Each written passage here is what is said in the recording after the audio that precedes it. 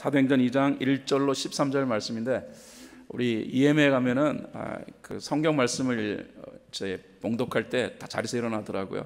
우리보다 나은 것 같아요, 케인보다. 그래서 자리에서 한번 일어나셔서 사도행전 2장 1절로 13절 말씀을 한 목소리로 함께 봉독하도록 하겠습니다.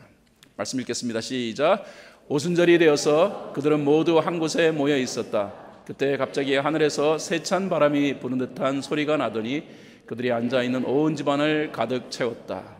그리고 불길이 솟아오를 때 혓바닥처럼 갈라지는 것 같은 혀들이 그들에게 나타나더니 각 사람 위에 내려앉았다. 그들은 모두 성령으로 충만하게 되어서 성령이 시키는 대로 각각 방언으로 말하기 시작하였다. 예루살렘에는 경건한 유대 사람이 세계 각국에서 와서 살고 있었다.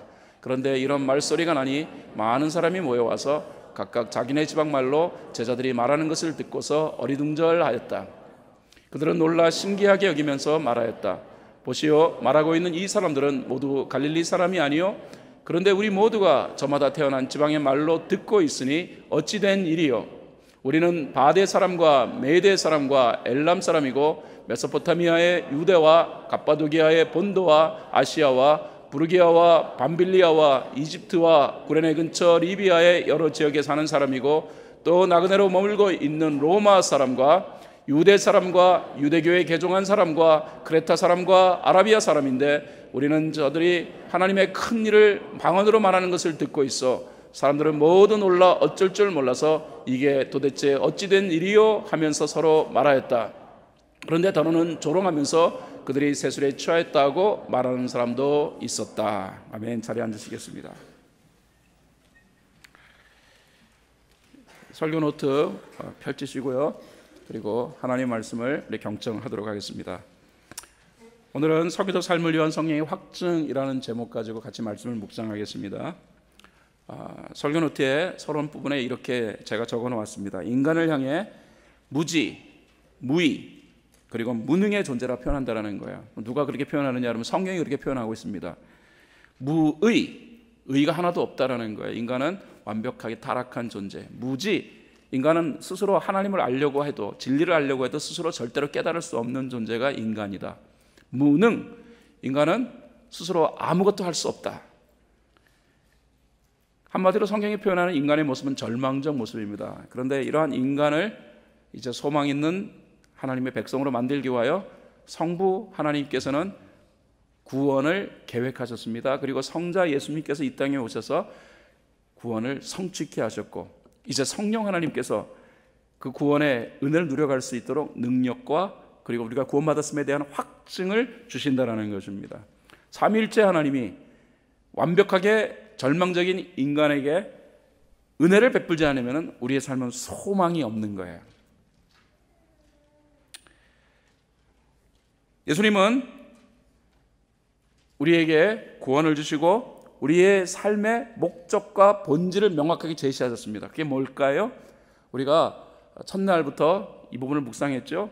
그리스도의 증인이 되는 거예요. 이것이 우리의 삶에 보여되어진 목적이에요. 그리고 그리스도의 증인의 삶을 살아가려 할 때 성령께서 어떻게 하십니까? 무능한 우리들에게 능력을 베푸시는 것입니다. 성령의 역사는, 성령의 강력한 이 능력은 우리가 본질적 삶을 살아가려고 할 때 그때 드러나게 되는 거예요. 자, 저는 그 부분을 성경을 통하여서 여러분에게 명확하게 증명해 보이도록 하겠습니다. 여러분, 사도행전을 잘 읽어보시면요, 이 사도행전에서 하나님이 어떻게 역사하시는가에 대한 순서적 개념이 이제 나타나는 것을 보게 됩니다. 맨 먼저 예수 그리스도께서 승천하시면서 40일간 예수님이 제자들과 함께 하셨습니다. 그리고 하늘나라의 일들을, 그리고 또 하나님의 귀한 뜻들을 제자들에게 40일 동안 가르쳐 주셨습니다. 그 다음에 이제 예수님이 승천하시면서 마지막 유언적 내용을 제시하셨는데 그것이 사도행전 1장 8절이에요. 뭡니까? 성령이 임하시면 우리가 권능을 받는다라는 거예요. 그리고 유대, 사마리아, 예루살렘, 유대, 사마리아 땅까지 이르러 그리스도의 증인이 된다라는 것입니다. 성령이 능력을 주시니까 증인의 삶을 이루어간다라는 거예요. 그 삶의 본질적 목적을 제시하셨습니다. 그러고 난 다음에 이제 제자들이 한 곳에 모였죠. 그때 베드로가 뭘 얘기합니까? 하나님 말씀을 인용해요.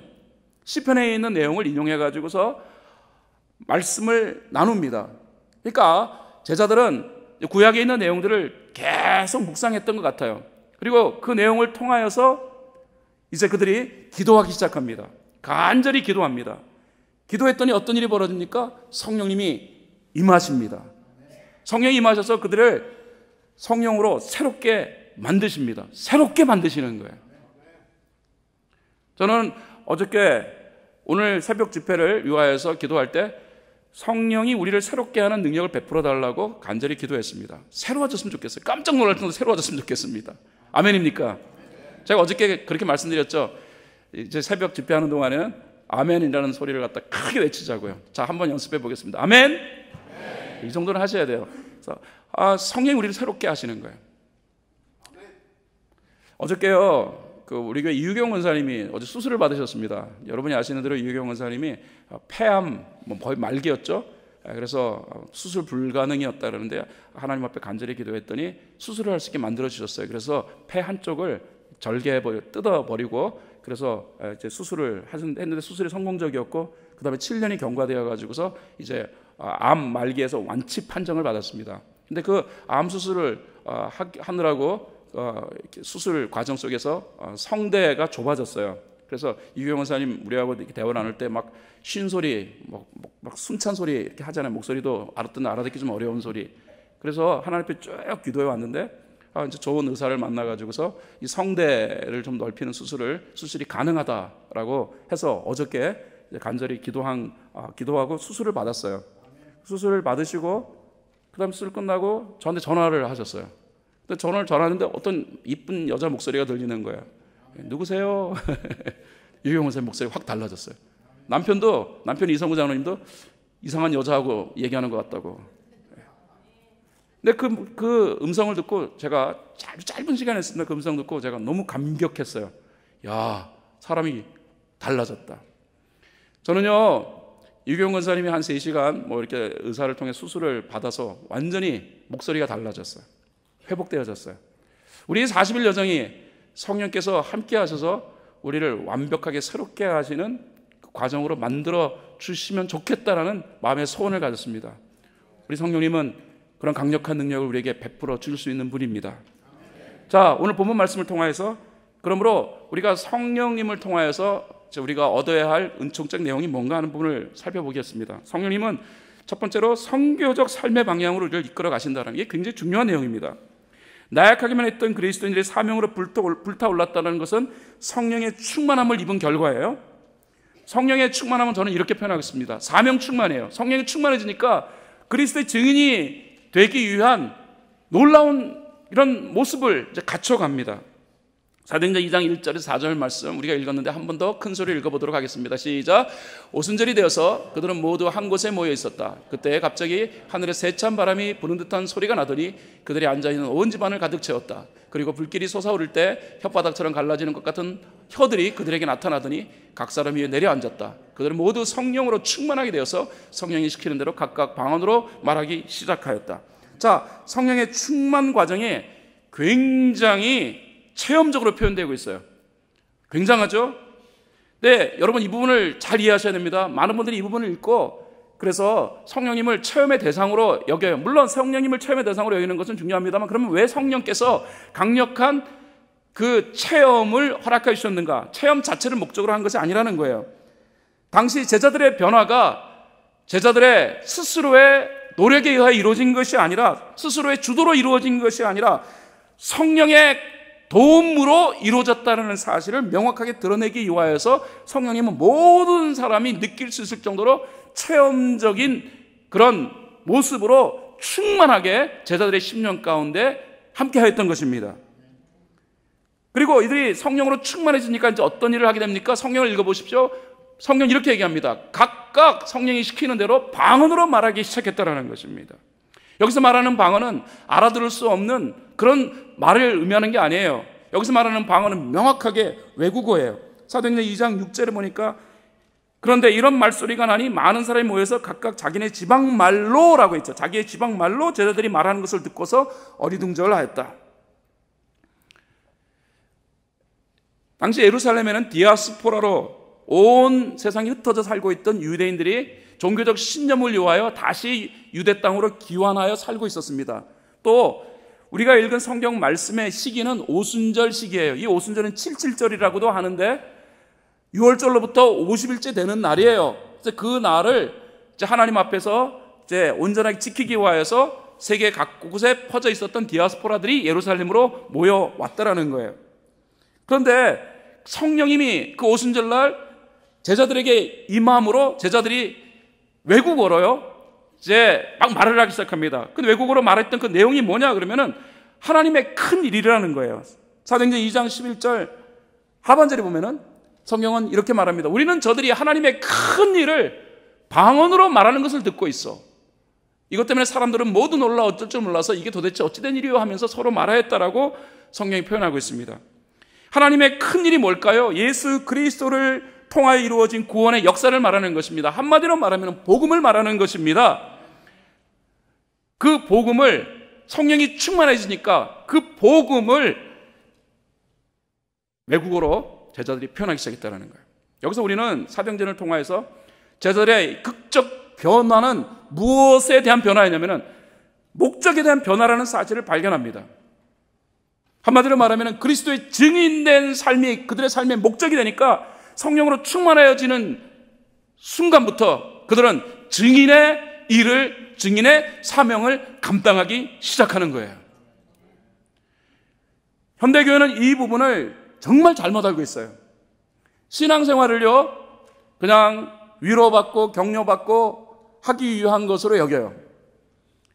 물론 우리 신앙생활 속에 성령님의 강력한 위로와 그리고 또 은혜로 충만케 하시는 그런 능력 받으면 분명히 있습니다. 이걸 부인할 수는 없어요.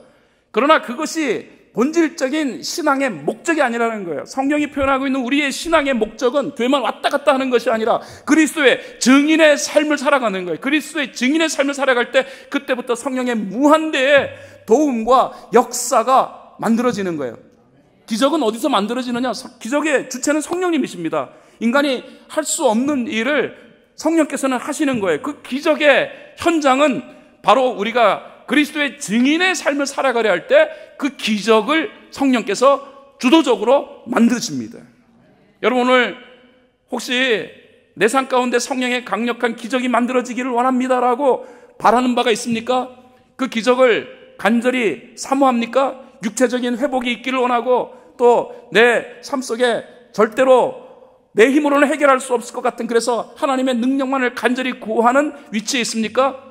그 기적을 우리가 어떻게 경험할 수 있는가? 저는 성경을 묵상하면서 결국 그 기적을 이루시는 분은 성령님이신데 우리가 그리스도의 증인의 역할을 감당하겠노라는 우리의 헌신이 하나님 앞에 드려질 때 그 순간부터 성령께서는 기적으로 우리의 삶을 이끌어 가심을 성경을 통하여 발견합니다. 여러분, 예수님에 대해서도요 성경은 뭐라고 표현하고 있냐면 사도행전 10장 38절이에요. 같이 읽어보겠습니다. 시작.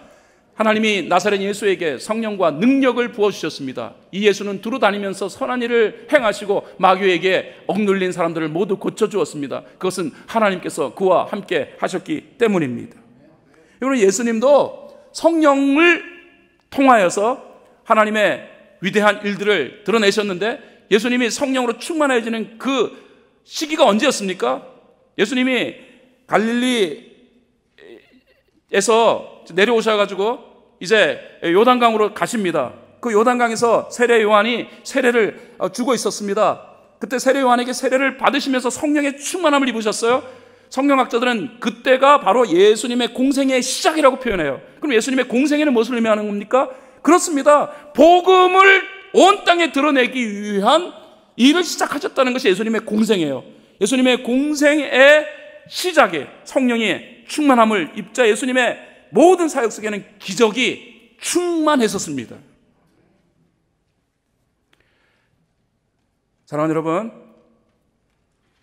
그냥 불받아 하고 한다고 성령이 우리의 마음에 불같이 임하는 게 아닙니다. 성령의 충만한 인생의 목적을 완벽하게 바꿀 때, 다시 말해 그리스도의 증인된 삶을 살아가고자 할 때, 그때부터 성령이 불같이 우리의 삶에 역사합니다.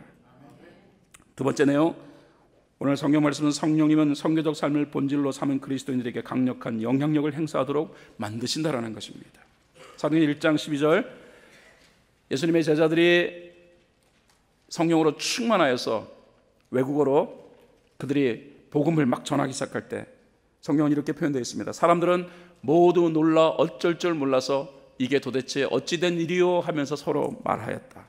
여기 성경 말씀 보면은 놀라 어쩔 줄 몰라서라고 되어 있는데, 제가 헬라어 원어 찾아봤습니다. 그랬더니 디아포레오라고 되어 있어요. 이 표현은 헬라어 문법상 미완료형이에요. 이게 무슨 의미냐면은 미완료형, 끝나지 않았다는 거예요. 계속해서 놀라고 또 놀랐다라는 것을 문법적으로 표현하기 위해서, 그래서 디아포레오라고 표현했어요. 여러분, 평범한 사람들, 아니 평범 이하의 사람들이 바로 예수님의 제자들이었어요. 뭐 교육을 제대로 받은 사람들입니까? 뭐 어떤 사람은 죄인이라고 여겨졌던 세리 출신도 있었고, 사람들이 볼 때 저들이 무슨 큰 일을 할 수 있겠는가, 나사렛에서 무슨 선한 일이 뭐 있겠는가 할 정도로 갈릴리 지역에 있었던 사람들은 이 유대 지역에 있던 사람들에 비하여서 상당히 좀 멸시받는 그런 위치에 있었던 사람들이었습니다. 근데 이들이 세상 사람을 놀라게 만들어요. 그들이 세상 사람들이 놀라는 거예요. 너무 놀랐어요. 발칵 뒤집혀졌어요. 여러분, 나는 이 부분을 통하여서 성령님은 그리스도인들을 충만케 만드셨어요. 세상을 깜짝 놀라게 만드시는 역사를 행하신다는 사실을 발견합니다. 우리 교회, 우리가 평범한 사람들이잖아요. 우리 대체적으로 다 그냥 평범한 ordinary people이잖아요. 우리 가운데 뭐 재벌 우리 교회 없어요. 또 뭐 우리 가운데 막 정말 미국 정계를 막 뒤집어 놓을 만한 정치력을 가지고 있는 우리 교회는 없습니다. 우리 다 평범하게 신앙생활을 이뤄갑니다. 우리가 무슨 일을 할 수 있을까? 그런데 여러분, 성령님이 함께 하시면은요, 평범하게 여겨지는 우리의 삶, 이 ordinary people인 우리들의 삶이 세상을 깜짝 놀라게 만들 수 있다라는 것입니다. 사도행전 2장 13절 보면은요, 이게 어떤 사람들은 또 이들이 그 방언으로 하나님의 큰 일을 말하는 것을 듣고서 또 조롱하는 사람도 있었다고 성경 표현하고 있습니다. 그런데 더러는 조롱하면서 그들이 세술에 취하였다 하고 말하는 사람도 있었다라는 거예요. 제자들이 보인 강한 영향력이 사람들에게 상식적으로 이해되기 어려운 모습이었어요. 그래서 일부 유대인들은 더러 부정적인 반응을 보이기도 했습니다. 그러나 여러분 아셔야 합니다. 반응이 없는 것이 문제지, 반응이 있었다라는 것은 상당히 중요한 내용을 함축하고 있는 거예요. 이 부정적 반응도 강력한 영향력에 대한 반동적 표현이다. 중요한 것은 그리스도인들이 성교적 삶으로 전환할 때 강력한 성령의 능력을 부여받게 된다는 사실을 교회 밖에 있는 사람들을 통하여 성경은 분명하게 표현하고 있는 것입니다. 저는 우리 교회가 그리스도의 증인의 삶을 이뤄가겠다라는 인생의 목적을 하나님 앞에 분명히 표현하는 사람들이 늘어나면서 우리 교회가 성령의 강력한 능력을 공급받는 진정한 능력의 공동체가 되기를 소망합니다. 저는 40일 캠페인이 끝난 다음에 이 다이아몬드바 지역에 영향을 주는 우리 교회가 되기를 저는 바랍니다. 우리 때문에 한인 교회들이 영향을 받았으면 좋겠습니다. 우리 때문에 미국이 영향을 받았으면 좋겠습니다. 우리 때문에 더 나아가 대한민국이 영향을 받았으면 좋겠고, 우리 때문에 전 세계가 영향을 받았으면 좋겠어요. 목사님 무슨 전 세계 비전을 얘기하십니까? 교회 교인 우리 교인들이 숫자적으로 세계를 갖다가 뒤집어 놓을 만한 그런 숫자가 됩니까? 120명이 예루살렘에 한 조그마한 다락방에 모여서 성령을 받으니 2000년이 지난 다음에 세계는 확 뒤집어졌습니다. 우리 성령의 강력한 능력을 받으면 세상을 향해서 어마어마한 영향을 행사할 수 있다고 믿습니다. 제가 성령의 역사를 경험했던 각종 도시들에 대한 내용들을 요즘 쭉 그 사례를 수집하고 있어요. 콜로라도 스프링스도 몇몇 사람들이 성령 충만함을 입고 이 도시가 바뀌었으면 좋겠다라고 한번 기도하니까 콜로라도 스프링스가요, 거기 사탄 숭배 헤드쿼터가 있었습니다. 본부가 있었습니다. 엉망인 도시였었어요. 그런데 그 도시가 막 이제 각종 선교단체 본부들이 질비한 일종의 그 성역화되어진 도시로 바뀌었습니다. 몇 년 만에 확 바뀌어버렸습니다. 과테말라 알몰롱가라고 하는 도시가 있는데 극심한 범죄의 도시, 주민들 대부분은 갱단에 속해 있는 사람들이었고 알코올 중독자들이 판을 치고 있던 도시, 그리고 마스용이라고 하는 죽음의 신을 숭배하던 우상의 거점지, 그런 도시가 소수 그리스도인들이 성령의 충만함을 입고 이 도시가 정말 복음화됐으면 좋겠다라고 생각하고 기도했더니 그 도시가요 몇 년 만에 그냥 확 뒤집어서 바뀌어버렸습니다. 그 죽음의 도시가요 성령으로 충만한 도시로 바뀌었습니다. 플로리다에 있는 펜사콜라도 마찬가지입니다. 거기 군 기지가 있는데 막 거기에 매춘업이 얼마나 극심했는지, 동성연애, 마약, 알코올 중독자로 넘쳐났던 그 도시, 1995년에 그 브라운스빌 하나님의 성의 교회라는 곳에서 우리처럼 이렇게 몇몇 분들이 캠페인을 했어요. 난 이 도시가 좀 바뀌었는데 우리가 할 수 있는 일은 아무것도 없다. 그래서 우리는 새벽에 모였지만 그들은 일 다 끝나고 그리고 밤에 모였어요. 밤 10시에 모였대요. 밤 10시부터 그들이 한 3시간 정도, 새벽 1시까지 3시간 정도 기도하는 가운데 성령의 충만함을 입으니까 우리가 이 도시를 위하여서 그리스도의 증인이 되어야겠다라고 헌신했다는 거예요. 그때부터 이 펜사콜라가 확 뒤집어졌어요. 펜사콜라는 지금 연구 대상입니다. 이 여러 가지 역사적 사례를 통해서 우리가 성령의 충만함을 받으면 우리와 연관되어진 모든 지역과 그리고 심지어 우리의 가정, 우리의 사업체 모든 것들이 정말 놀라운 이런 변화를 경험하게 되는 역사가 이루어질 것이라고 저는 그렇게 생각합니다. 말씀을 결론 짓겠습니다. 여러분, D.L. 무디 아십니까? D.L. 무디는 미국의 복음화에 크게 기여했던 인물이었습니다. 그런데 목사였지만은 최종 학력은 초등학교 졸업이에요. 문법도 잘 몰라요. 글을 쓰면은 막 철자도 다 틀려고 이런 사람이었는데, 그러면 그거 막 설교하면은요, 그러면은 수많은 사람들이 예수 앞으로 돌아왔습니다. 하지만은 이 D.L. 무디를 아주 우습게 여겼던 사람들은 신학교에서 여러 학위를 받았던 그 목회자들이었어요. 한 지역에서 이제 무디를 초청해가지고 전도 집회를 가지려고 준비 모임이 열렸습니다. 그때 공부를 많이 했던 한 지역의 목회자가 심하게 반발했습니다. 그래서 학력도 별볼일 없는 그 무디를 왜 이곳에 데려와가지고서 강사로 세우려고 하느냐? 그 사람보다도 훨씬 더 학력이 뛰어난 사람이 여기 질비한데 왜 그 사람을 사용하려느냐 하면서, 무디 외에 설교자가 없단 말입니까? 그가 성령을 독점했습니까? 하고 막 큰 소리로 반발하며 외쳤습니다. 그때 그 지역에 존경받는 한 원로 목회자 한 분이 웃으면서 말했습니다. 무디만이 성령을 독점하는 것은 아니겠지요? 그러나 분명한 사실이 있습니다. 그것은 성령께서 이 시대에 무디를 독점하고 계시다는 사실입니다. 그렇게 말을 했어요.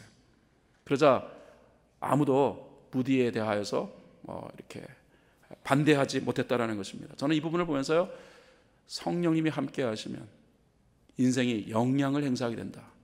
무디라는 존재는 당시에 있는 많은 목회자에 비하면 정말 부족하기 이를 데 없는 사람이었어요. 그럼에도 불구하고 하나님이 왜 무디를 쓰셨을까요? 무디는 성령 충만을 구했던 사람이었어요. 여러분, 이 지역에 수많은 교회들이 있습니다. 저는 교회하고 경쟁하고 싶은 마음은 없습니다만, 교회의 본질을 세우는 일에 있어서는 우리가 앞장섰으면 좋겠다는 생각을 합니다. 교회의 본질은 그리스도의 증인의 역할을 감당하는 것입니다. 우리 교회 이름이 그런 의미에서 22년 전에 글로벌 선교 교회로 하나님이 그렇게 이름 세워주신 것 같아요. 이름 지어도 진짜 잘 지었는데 그 이름값을 우리가 못하고 있어요.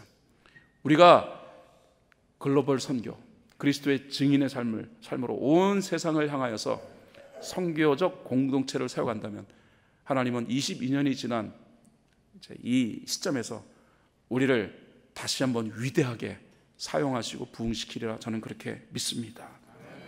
적용하겠습니다. 묻겠습니다. 여러분은 성령의 능력을 사모하십니까? 그렇다면 삶의 방향을 과감하게 성교적 삶으로 선회시키십시오. 성교적 삶은 그리스도의 증인으로 살아가는 것입니다. 예수님을 전하는 것에 대하여 깊은 관심을 가지십시오. 자리에서 일어나시겠습니다.